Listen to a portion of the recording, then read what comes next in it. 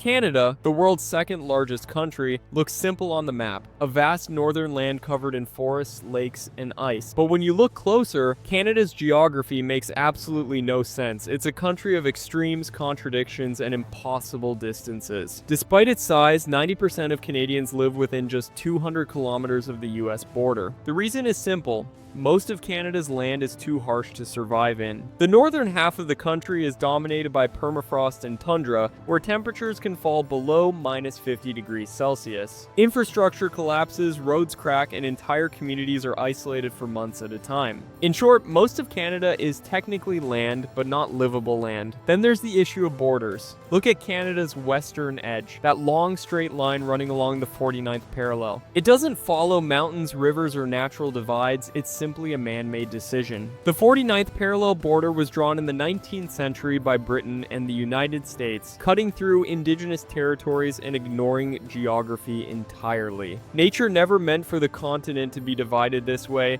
yet this artificial line shaped the future of North America. Ironically, Canada's most important cities, Toronto, Montreal, Vancouver, and Calgary, are all clustered along that same southern edge. It's as if the country's entire population is clinging to the border just to stay near warm trade routes and civilization. North of that line lies thousands of kilometers of empty, frozen wilderness. Another paradox, Canada has more coastline than any other country on Earth, over 200,000 kilometers, but very little of it is accessible or usable. Its Arctic coast, though strategically crucial, remains isolated and ice-covered most of the year. The Northwest Passage, long sought as a shortcut between the Atlantic and Pacific, is still frozen for most of the year. Climate change is melting parts of it now, but that only introduces new tensions, especially as Russia, the US, Denmark, and Norway all claim overlapping territories in the Arctic Ocean. Suddenly, Canada's frozen north has become a geopolitical hotspot. But the challenges don't stop there. Canada's vast geography has shaped deep political and cultural divides. Quebec's French-speaking identity develops separately from the English-speaking provinces. Western Canada, rich in oil and resources, often feels disconnected from Ottawa's eastern politics. The maritime provinces face economic struggles due to isolation, while the far north remains cut off from the rest of the country. Canada isn't one unified landscape,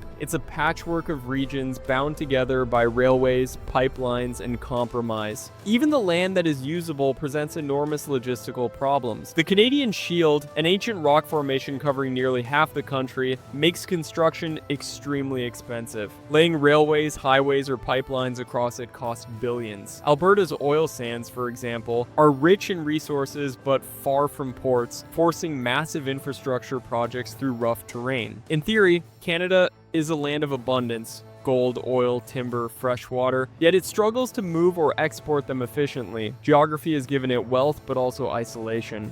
So why does Canada's geography make no sense? Because it's a country defined more by what it can't use than what it can. It's a nation where distance dictates identity, where climate dictates population, and where borders defy nature itself. Canada's true challenge isn't its size or its neighbors, it's surviving its own landscape. A country so vast yet so limited, so rich yet so restrained. That is the paradox of Canada's geography, a land that defies logic but endures through resilience.